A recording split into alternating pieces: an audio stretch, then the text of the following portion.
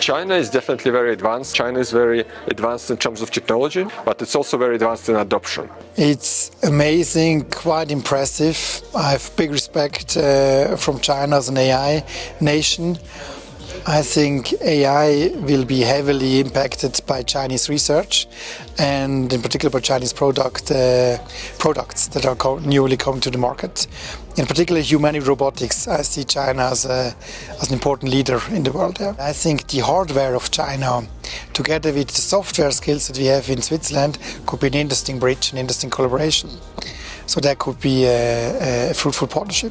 这个机器人是来自中国杭州，它的系统是开放的，就是它可以支持很多的教授实验室做一些编程，做一些二次开发。那么这些二次开发的成果又会共享在互联网上，会有越来越多的人加入到机器人应用这个环节，然后让它的这个生态越来越完整，应用也会越来越更早实现。